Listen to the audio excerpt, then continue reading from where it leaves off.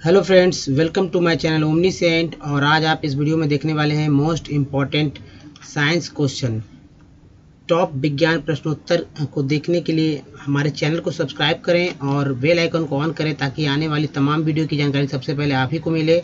और सभी से आग्रह है कि लाइक बटन का जरूर दबाएं और अधिक से अधिक लोगों तक शेयर करें। तो आइए शुरू करते हैं।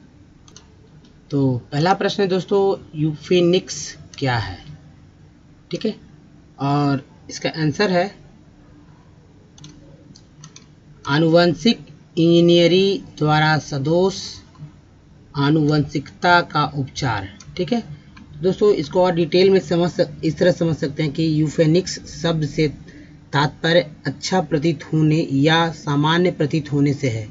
विज्ञान की इस कला का प्रयोग सामान्यतः मानव जन्म के बाद आनुवंशिकता से संबंधित समस्याओं में सुधार करने के लिए किया जाता है। इसी को यूफेनिक्स कहते हैं।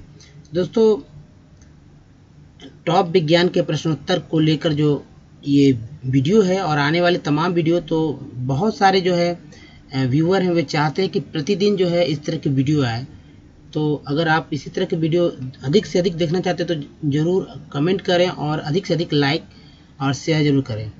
तो आइए नेक्स्ट प्रश्न में चलते हैं।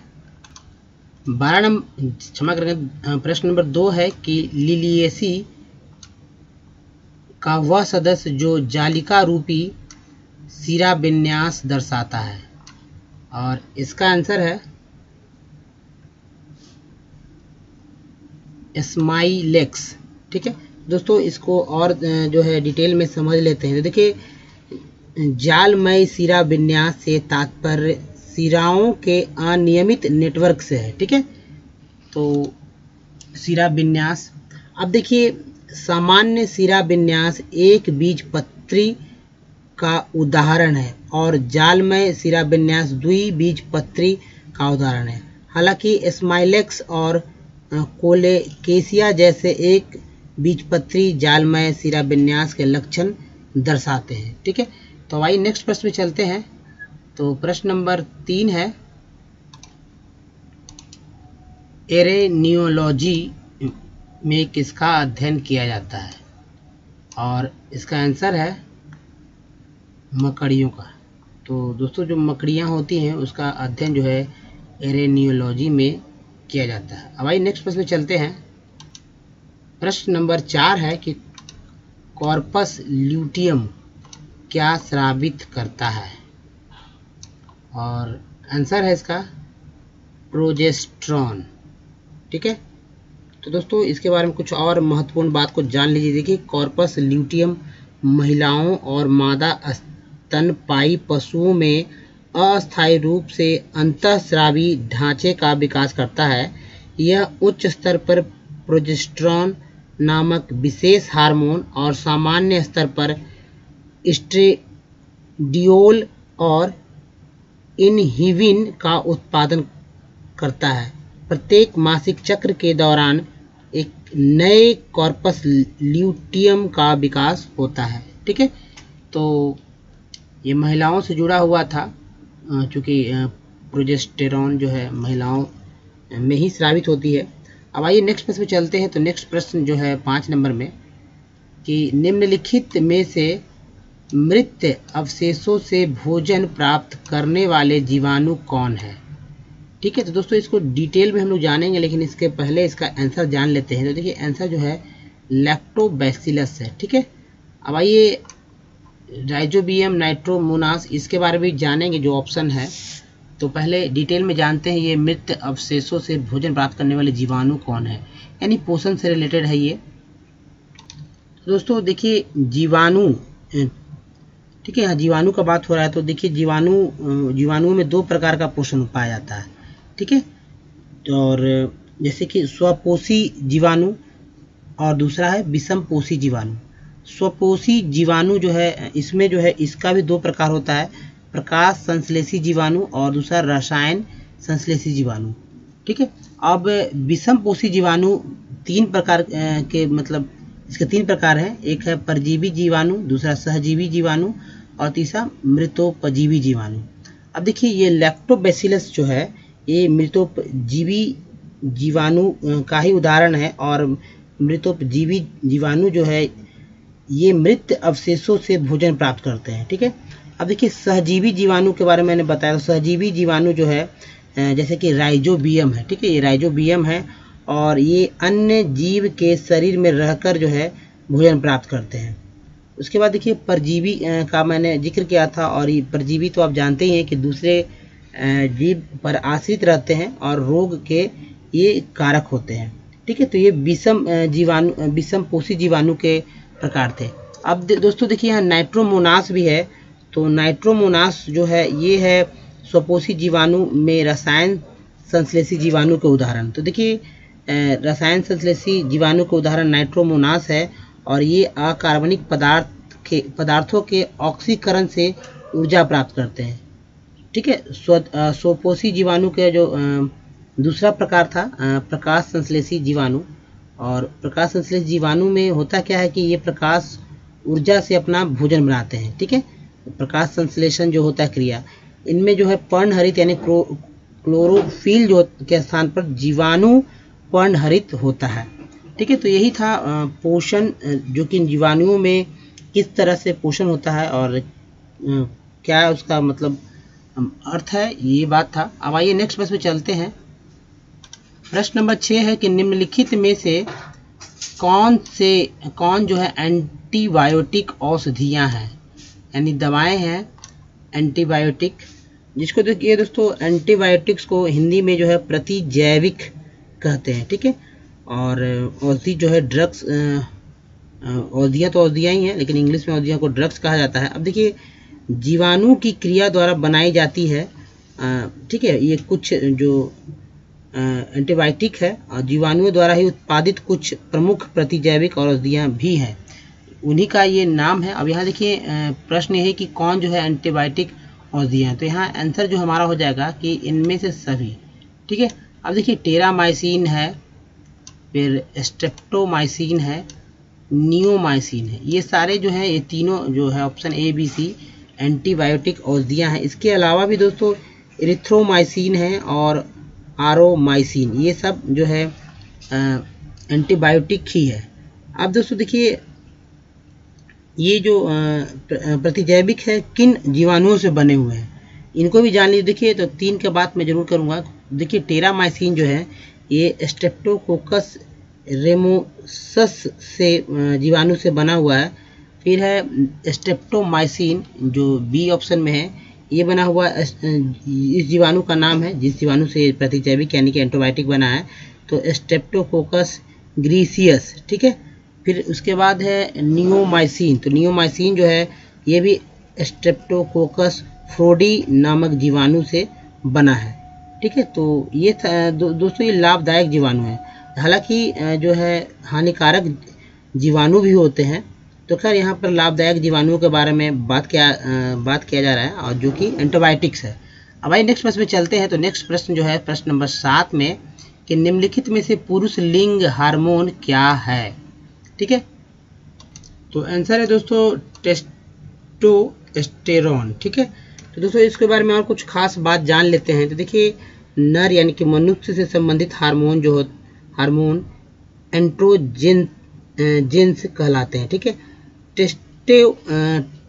टेस्टोस्टेरोन जो है प्रमुख एंड्रोजीन है तथा डिहाइड्रो टेस्टोस्टेरोन एक अतिरिक्त एंड्रोजीन है। ठीक है, यह पुरुष प्रजनन कोशिकाओं जैसे प्रोस्टेट ग्रंथि और टेस्टिस ग्रंथि के विकास के साथ साथ अन्य शारीरिक विशेषताओं जैसे मांसपेशी में वृद्धि, अस्थियों को मजबूती तथा बालों में वृद्धि करने में महत्वपूर्ण है।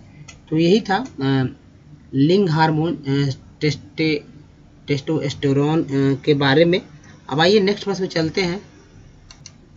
प्रश्न नंबर 8 है कि हरमन होलेरिथ ने अपनी टेबुलेटिंग सिस्टम, ठीक है, अपनी टेबुलेटिंग सिस्टम में पूर्णता प्राप्त की और वह मशीन विकसित की। वह कौन सा मशीन है, और आंसर हमारा हो जाएगा टेबुलेशन इंजन। ठीक है, तो दोस्तों इसके बारे में और कुछ खास और महत्वपूर्ण बात जानते हैं। तो देखिए अमेरिकी वैज्ञानिक हैं हरमन हॉलरीथ। इन्होंने लाखों की संख्या में डाटा को शीघ्र गति से सारणीबद्ध करने के लिए पंच कार्ड पर आधारित जो है टेबुलेटर का विकास किया था, जिसको सारणी यंत्र भी बोलते हैं हिंदी में। उनके टेबुलेटर नामक मशीन ने कंप्यूटर्स के आगमन का जो है मार्ग प्रशस्त किया, यानी कि टेबुलेटर आने के बाद ही जो है कंप्यूटर के का जो है रास्ता जो है क्लियर हुआ। अब देखिए, वे टेबुलेटिंग मशीन कंपनी के संस्थापक थे। बाद में यह कंपनी विलय के द्वारा जो है IBS बन गया। ठीक है, तो अब आइए नेक्स्ट प्रश्न पे चलते हैं। तो प्रश्न नंबर 9 है कि एक परमाणु के अंदर एक इलेक्ट्रॉन की संपूर्ण ऊर्जा है कितना? तो आंसर है दोस्तों 0 से कम। ठीक है, तो 0 से कम है। इसके बारे में कुछ और महत्वपूर्ण बात को जानिए। देखिए, परमाणु के अंदर इलेक्ट्रॉन की कुल ऊर्जा 0 से कम होती है, क्योंकि इसकी ऊर्जा नेगेटिव होती है। जब इलेक्ट्रॉन परमाणु से संबद्ध होता है तो इसकी ऊर्जा 0 से कम होती है। इलेक्ट्रॉन को परमाणु से अलग करने के लिए आवश्यक है कि इसमें पर्याप्त ऊर्जा मिला दी जाए, जिससे कुल ऊर्जा 0 से अधिक हो जाए। तो यह था एक परमाणु के अंदर एक इलेक्ट्रॉन की संपूर्ण ऊर्जा। इसके बाद आइए नेक्स्ट प्रश्न में चलते हैं। तो प्रश्न नंबर 10 है कि प्रकाश का वेग कितना है? बहुत सरल सा प्रश्न है और उत्तर है हमारा 3 × 10⁸ मीटर प्रति सेकंड। देखिए यहाँ पर इस तरह का प्रश्न है, जैसे मीटर है, यहाँ किलोमीटर है, मील है, सेंटीमीटर है। तो चूंकि डाटा तो एक ही है, लेकिन यह मीटर, किलोमीटर, सेंटीमीटर के वजह से जो है बहुत सारा कन्फ्यूजन हो जाता है, क्योंकि विद्यार्थी जो है इस तरह के साइड में जो है ये ध्यान नहीं देते। सेकंड का ध्यान तो रहता है इधर का, क्योंकि इस तरह के ऑप्शन आ गए हैं तो जाहिर सी बात है कन्फ्यूजन हो ही जाता है, तो ध्यान रखना होगा। अब भाई नेक्स्ट प्रश्न में चलते। तो प्रश्न नंबर 11 है कि फाइकोलॉजी में किसका अध्ययन किया जाता है? तो दोस्तों आंसर है इसका फाइकोलॉजी में जो है सवाल का अध्ययन किया जाता है। ठीक है, सवाल यानी सवालों का जो है अध्ययन किया जाता है फाइकोलॉजी में। अब देखिए, झाड़ियों का, घास का, फूल का, इसके अध्ययन को क्या क्या कहा जाता है, इस बात को भी जान लीजिए, तो बहुत इंपॉर्टेंट है। तो कि फूल के अध्ययन को जो है, फूल का अध्ययन जो है इसको एंथोलॉजी कहा जाता है। ठीक है, एंथोलॉजी। अब देखिए, घास का अध्ययन जो है एग्रोस्टोलॉजी मतलब कहा जाता है, एग्रोस्टोलॉजी में इसका अध्ययन किया जाता है घास का। झाड़ियों का अध्ययन जो है डेंड्रोलॉजी में किया जाता है। तो याद रखना होगा इन तीन और ऑप्शन को भी, क्योंकि हो सकता है कहीं और कहीं झाड़ी, घास या फूल के बारे में भी पूछ लिया जा सकता है। अब आइए नेक्स्ट प्रश्न में चलते हैं। प्रश्न नंबर 12 है कि सेकंडों का लोलक वह लोलक है जिसकी समय अवधि कितना है? तो समय अवधि दोस्तों जो आंसर हमारा हो जाएगा 2 सेकंड। ठीक है, 2 सेकंड का समय अवधि है। और इसके बारे में कुछ और खास बात जानते हैं। देखिए, लोलक को अंग्रेजी में पेंडुलम भी कहा जाता है।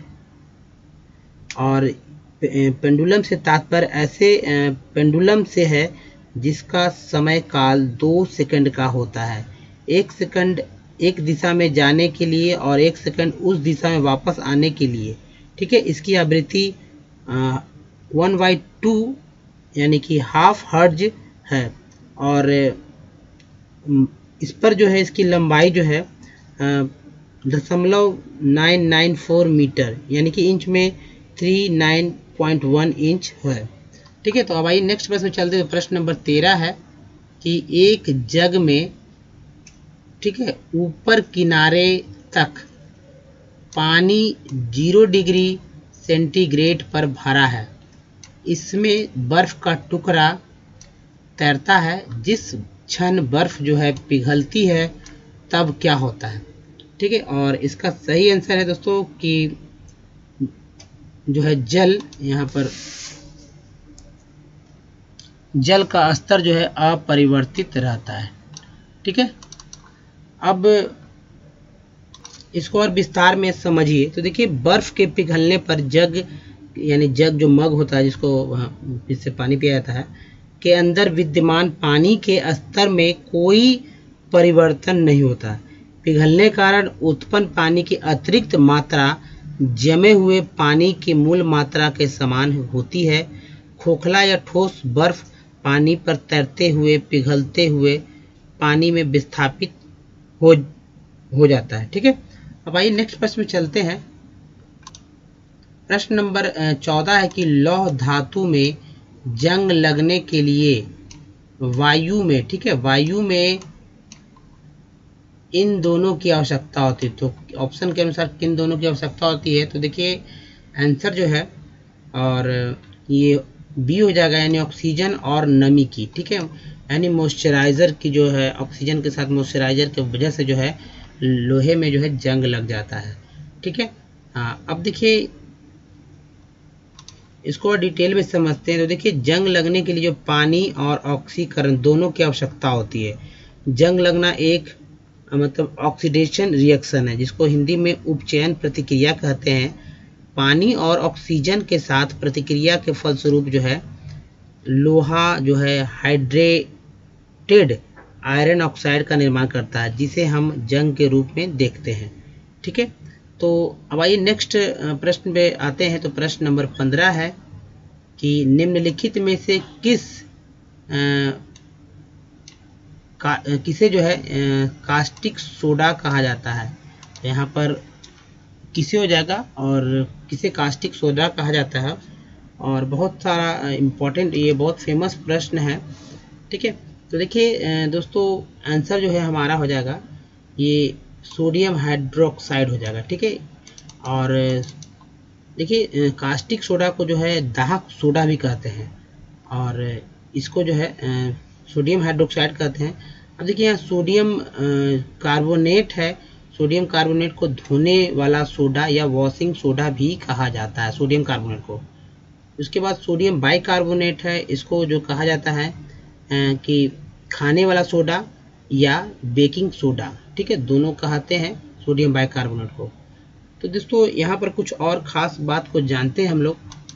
यहाँ हम लोग कास्टिक सोडा यानी कि सोडियम हाइड्रोक्साइड के बारे में बात करें तो देखिए इसका सूत्र जो होता है सोडियम हाइड्रोक्साइड का NaOH। ठीक है, और इसको ठीक है सोडियम हाइड्रोक्साइड को कास्टिक सोडा और दाहक सोडा भी कहा जाता है, ये तो मैंने बताया ही आपको। अब देखिए इसका उपयोग जो है पेट्रोलियम को शुद्ध करने में, साबुन बनाने में, कागज सूती कपड़ों में चमक पैदा करने में, कृत्रिम रेशम के निर्माण में, रंग और रेयन बनाने में, प्रयोगशाला में प्रतिकारक के रूप में तथा सोडियम धातु के निर्माण में भी इसका उपयोग होता है। ये तो था सोडियम जो है हाइड्रोक्साइड के बारे में। अगर सोडियम कार्बोनेट के बारे में बात करते हैं तो देखिए सोडियम कार्बोनेट जिसको धोने वाला सोडा या वॉशिंग सोडा कहते हैं, तो वॉशिंग सोडा का बड़े पैमाने पर उत्पादन लेवलांक विधि, सॉल्वे विधि तथा वैद्युत विधि द्वारा किया जाता है। ठीक है, अब सोडियम कार्बोनेट का उपयोग जो है जल का खारापन दूर करने, जो खारापन होता है उसको दूर करने में किया जाता है, पेट्रोलियम को शुद्ध करने में, प्रयोगशाला में प्रतिकारक के रूप में तथा सीसा, साबुन, कागज, कास्टिक सोडा आदि के उत्पादन में होता है। वॉशिंग सोडा जो है यानी सोडियम कार्बोनेट का जलीय विलयन क्षारीय होता है और क्रिस्टलीय अवस्था में वॉशिंग सोडा में क्रिस्टलन जल होता है। ठीक है, वॉशिंग सोडा में अपमार्जक का भी गुण होता है। ये था। तो दोस्तों इसके बाद देखिए अब हमारे पास सोडियम बाइकार्बोनेट है, इसके बारे में भी जानना बहुत इम्पॉर्टेंट है क्योंकि पूछा ही जाता है। तो सोडियम बाइकार्बोनेट जिसको बेकिंग सोडा भी कहते हैं और इसको खाने में भी इस्तेमाल लोग करता है, खासकर गैस की समस्या आती है तो लोग इसको ज़रूर खाते हैं अपच के समय। देखिए आटा में खाने वाला सोडा अगर मिला देते हैं तो बनी हुई रोटी अच्छी तरह फूलती है, तो इसको ज़्यादातर जो पाव रोटी वगैरह जो ब्रेड होता है उसको बनाने में इसका इस्तेमाल करते हैं। ठीक है, और नान जो बनता है, नान में भी इस तरह का जो बेकिंग सोडा डाला जाता है, और भी बहुत सारे जो है खाना बनाने में इसका इस्तेमाल करते हैं कई तरह से। अब देखिए ये रोटी कैसे फूल जाती है, तो क्योंकि इस दौरान कार्बन डाइऑक्साइड गैस निकलती, इसी कारण जो है यानी कि जब बेकिंग सोडा मिलाते हैं आटा में तो कार्बन डाइऑक्साइड निकलती है तो रोटी फूलती है, यही कारण है। अब देखिए सोडियम बाइकार्बोनेट का उपयोग जो है औषधि के रूप में होता है, पेट की अम्लता यानी एसिडिटी को दूर करने में होता है, बेकिंग पाउडर बनाने में, और उसके बाद अग्निशामक यंत्रों में भी होता है। अब बात करेंगे हम लोग सोडियम पर ऑक्साइड का। ठीक है, तो सोडियम पर ऑक्साइड यह हल्के पीले रंग का चूर्ण होता है और खुली हवा में छोड़ देने पर हाइड्रोक्साइड और कार्बोनेट की तह जम जाने के कारण यह सफ़ेद हो जाता है। इसका उपयोग जो है हाइड्रोजन पेरोक्साइड के निर्माण में, रंगाई के काम में, प्रयोगशाला में ऑक्सीकारक के रूप में, रेशम, ऊन आदि के जो ब्लीचिंग में होता है, ठीक है, यानी विरंजन में। सोडियम पेरोक्साइड का उपयोग पनडुब्बी, जहाज़ों तथा अस्पतालों आदि की बंद हवा को जो है शुद्ध करने में भी होता है। तो जैसे कि आप देखते हो कि पनडुब्बी में जो ऑक्सीजन, जाहिर सी बात है ऑक्सीजन जो भी है और उसके बाद जो कार्बन डाइऑक्साइड छोड़ा जाता है, तो इस स्थिति में जो है हवा को शुद्ध करने के लिए जो है सोडियम पेरोक्साइड का ही उपयोग किया जाता है। ठीक है, तो दोस्तों इस प्रश्न में ज़्यादा समय लग गया, लेकिन बहुत सारे जो है फैक्ट्स थे आपके लिए। अब आइए नेक्स्ट प्रश्न में चलते हैं। प्रश्न नंबर 16 है कि निम्नलिखित में से कैल्शियम जो है किन यौगिकों के रूप में पाया जाता है, और इसका आंसर है दोस्तों डी, यानी कि इनमें सभी। तो सिलिकेट, फ्लोराइड और फॉस्फेट के रूप में जो कैल्शियम पाया जाता है। दोस्तों इसके बारे में कुछ और ख़ास बात जानते। देखिए कैल्शियम का जो संकेत है Ca है, इसका परमाणु संख्या 20 और परमाणु भार जो है 40 होता है। और आवर्त जो है देखिए खैर यहाँ पर आवर्त सारणी में स्थान इसका उपवर्ग 2A में है और आवर्त चतुर्थ है और ब्लॉक जो है S है। ठीक है, अब देखिए कैल्शियम प्रकृति में मुक्त अवस्था में नहीं पाया जाता है, परंतु ये जो carbonate, sulphate, phosphate, fluoride, silicate आदि यौगिकों के रूप में यह प्रकृति में विस्तृत रूप से जो है पाया जाता है। कैल्शियम के यौगिक पृथ्वी की परत में 3.5% मात्रा में उपस्थित है। कैल्शियम हड्डियों, अंडे के छिलके एवं शंख का मुख्य अवयव है। और देखिए दूध में सर्वाधिक मात्रा में पाया जाने वाला जो तत्व है वो कैल्शियम ही है। आइए नेक्स्ट प्रश्न पे आते हैं। तो नेक्स्ट प्रश्न नंबर 17 है कि भारत में आर्सेनिक समस्या मुख्य रूप से इसके कारण होता है। तो कौन सा कारण है, और इसका आंसर है प्रभावित क्षेत्रों में भौम जल का अतिशोषण, यानी कि जो भूमि का जल है उसका अतिशोषण खूब जो है बोरिंग या बोरवेल के माध्यम से अगर निकाल लिया जाए तो इस तरह की समस्या जो है सामने आती है। तो मेन कारण यही है आर्सेनिक का, कि जब पानी ही नहीं रहेगा उसके बाद भी जो है पानी का जो है एक एक बूंद को अगर धरती से निचोड़ लिया जाए तो इस स्थिति में जो है आर्सेनिक की समस्या ही आती है। ठीक है, अब इसके बारे में कुछ और डिटेल में देख लेते हैं। तो आर्सेनिक को जो है संखिया नामक विष भी कहा जाता है, और जो है इसको संदूषक के प्राकृतिक रूप से अत्यधिक मात्रा में भूमिगत जल में मिल जाने पर भूमिगत जल जो है संदूषित हो जाता है। ठीक है, तो अब आइए नेक्स्ट प्रश्न में आते हैं। प्रश्न नंबर 18 है कि अम्ल वर्षा यानी कि एसिड रेन और किसके कारण होता है, और इसका आंसर है सल्फर डाइऑक्साइड यानी कि और नाइट्रोजन ऑक्साइड। तो SO2 और NO2 दोस्तों अम्लीय वर्षा जो है सल्फर डाइऑक्साइड के उत्सर्जन तथा जीवाश्म ईंधन के दहन के कारण उत्पन्न होती है। जब ये गैसें वायुमंडल में विभिन्न अम्लीय यौगिकों का निर्माण करने के लिए जल, ऑक्सीजन और अन्य रसायनों के साथ अभिक्रिया करते हैं तो परिणाम स्वरूप अम्लीय वर्षा उत्पन्न होती है। यह सल्फ्यूरिक एसिड और नाइट्रिक एसिड के मृदु विलयन का जो है परिणाम है। ठीक है, तो अब आइए नेक्स्ट प्रश्न में आते हैं। तो नेक्स्ट प्रश्न नंबर 19 है कि सूर्य के कोरोना भाग का तापमान कितना होता है। ठीक है, तो ये दोस्तों सूर्य का कोरोना भाग आप जानते ही हैं किसी को कहते हैं, जिसको कोरोना को जो है किरीट भी कहा जाता है। यानी कि सूर्य का जो बाहरी हिस्सा जब चमकने लगता है तो सूर्य ग्रहण के समय जब ऐसा होता है। ठीक है, कोरोना का जो भाग है वो सूर्य ग्रहण के समय दिखता है और एक छल्ले के समान दिखता है, अंगूठी जो के छल्ले के समान दिखता है ये। तो इसका तापमान के बारे में बात यहाँ किया जा रहा है।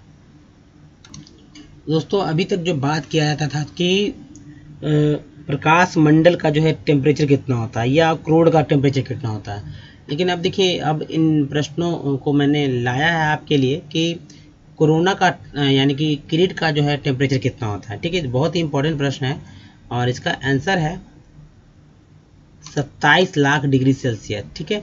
और ये बहुत है दोस्तों। अगर सूर्य का आपने देखा होगा तो बीच का जो सूर्य का जो सेंटर होता है वो जिसको करोड़ कहते हैं, वो 1 करोड़, ठीक है, 1 करोड़ 50 लाख डिग्री सेल्सियस का उसका टेम्परेचर होता है। उसके बाद जो सूर्य का जो उसके बाद जो एरिया होता है जिसको प्रकाश मंडल कहा जाता है, जो 6000, ठीक है, 6000 डिग्री सेल्सियस का होता है। उसके बाद उसके बाद का बाहरी हिस्सा होता है जिसको वर्णमंडल कहते हैं। वर्णमंडल का होता है 32,400 डिग्री सेल्सियस का। और उसके बाद जो होता है सबसे जो बाहरी हिस्सा जिसको कोरोना कहते हैं, ठीक है। और सूर्य ग्रहण के समय जब प्रकाश मंडल पूर्णतः ढक जाता है, ठीक है, पूर्णतः ढक जाता है तो सूर्य किरीट या कोरोना दिखाई देता है। तो इसका जो टेम्परेचर है ये ही है 27 लाख डिग्री सेल्सियस। तो बहुत, ठीक है। तो सबसे सेंटर में सबसे ज़्यादा, उसके बाद फिर कम जाता है, उसके बाद जो है बढ़ जाता है। अब आइए नेक्स्ट प्रश्न में आते हैं। प्रश्न जो है 20 नंबर में कि निम्नलिखित में से किसका खोज जो है जूल ने नहीं किया था। जूल एक व्यक्ति हैं, इसका, ठीक है। और इन किस सिद्धांत का इन्होंने खोज नहीं किया है। देखिए जो है विद्युत धारा का तापीय प्रभाव जो है इनका ही खोज है। फिर विद्युत ऊष्मा का प्रभाव है, ऊष्मा का यांत्रिक तुल्यांक, ये तीनों जो खोज जो है जूल का ही है। इसलिए ऑप्शन जो हमारा हो जाएगा डी, यानी उपयुक्त में से सभी, ठीक है। तो ये हो जाएगा। अब आइए नेक्स्ट प्रश्न में चलते हैं। तो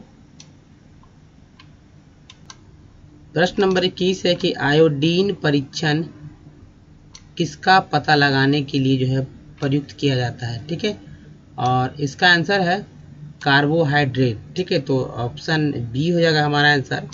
नेक्स्ट प्रश्न है, प्रश्न नंबर 22 है कि औषधि का वह शाखा जिसमें संश्लिष्ट रासायनिक यौगिकों का जो है शामिल किया जाता है। और इसका सही आंसर है एलोपैथी, ठीक है। तो जिसको अंग्रेजी दवा जो आता है तो एलोपैथी में शामिल किया जाता है इसको। अब देखिए दोस्तों, आयुर्वेदिक तो जड़ी बूटियों वाला होम्योपैथी जो आप जानते ही हैं, बहुत जो होम्योपैथी का अलग ही यूनानी जो पद्धति है, अलग ही पद्धति है, ठीक है। तो हमारे नेक्स्ट प्रश्न पे चलते हैं। तो नेक्स्ट प्रश्न जो है, हाइड्रोजन की खोज किसने किया। और इसका सही आंसर है कैवेंडिश ने। दोस्तों इसके बारे में कुछ और बात जानते हैं कैवेंडिश के बारे में और इनसे संबंधित जो तथ्य हैं हाइड्रोजन के बारे में। देखिए कैवेंडिश का पूरा नाम है हेनरी कैवेंडिश।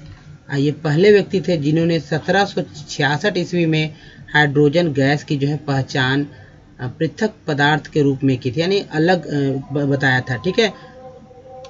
दोस्तों जो हाइड्रोजन गैस है इसका नाम जो है तत्व अम्ल अभिक्रिया ज्वलनशील हवा के आधार पर रखा गया।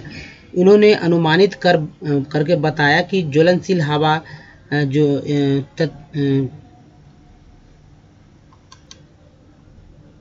तथ्यिक रूप से परिकल्पित पदार्थ के समान है, जिसे फ्लोगिस्टॉन कहा जाता है। सामान्यतः इस तत्व की खोज का श्रेय हेनरी कैवेंडिश को ही दिया जाता है, इसलिए, ठीक है।